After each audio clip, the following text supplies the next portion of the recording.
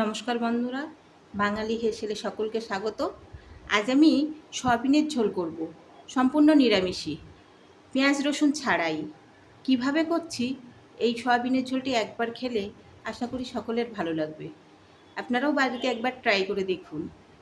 আমি কিভাবে এই সয়াবিনের ঝোলটি রান্না করছি সেটা আপনাদের সম্পূর্ণ ভিডিওতে দেখাবো, একটু দেখে নেবেন। সয়াবিনের এই তরকারি করার জন্য কড়াইতে একটু তেল দিয়ে নিয়ে তারপর তেলটা গরম হলে সয়াবিনটা একটু ভালো করে ভেজে নেব। দিয়ে দিচ্ছি, গরম হয়ে গেছে তেল, সয়াবিনটা দিয়ে দিচ্ছি। এর মধ্যে দিয়ে দেবো একটু লবণ, একটু হলুদ গুঁড়ো।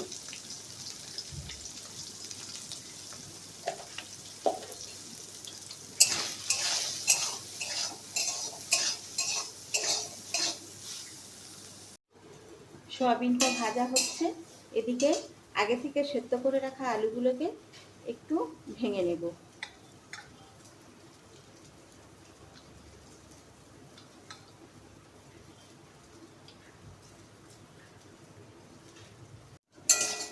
এই যে সয়াবিনগুলো ভাজা হয়ে গেছে, তুলে নিচ্ছি।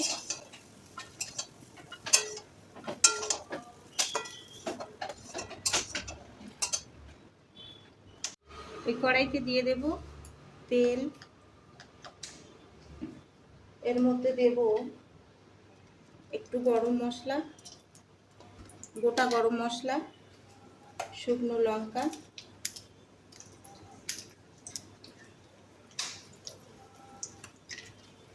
দুটো তেজপাতা,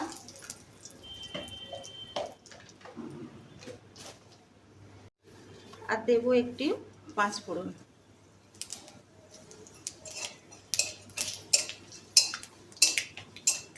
এরকম ভাজা ভাজা হয়ে গেলে ম্যাশ করা আলুটি এর মধ্যে দিয়ে দেব।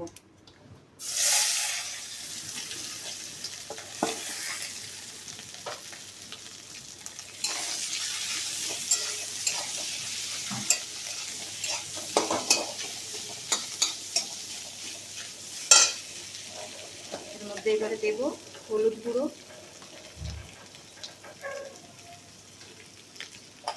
পরিমাণ মতো লবণ।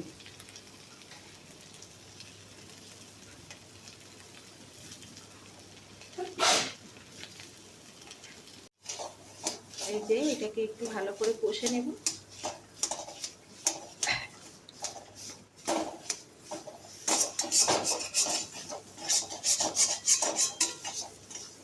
দেখো এমন করে কষেছি, কড়ার গায়ে লাগছে না।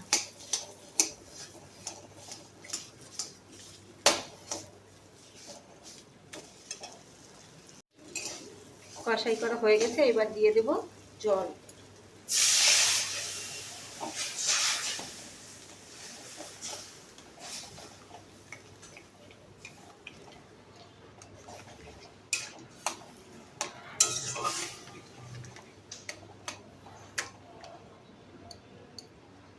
ফুটে গেছে, এবারে দেব ভেজে রাখা সয়াবিন আর একটু কাশ্মীরি লঙ্কার গুঁড়ো।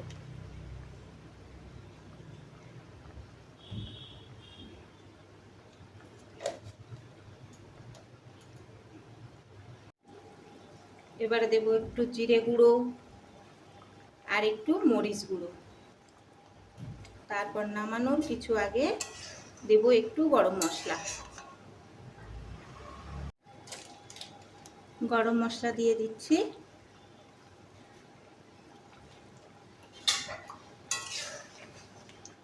এবারে 1 মিনিটের জন্য একটু ঢাকিয়ে দেব, গ্যাস অফ করে।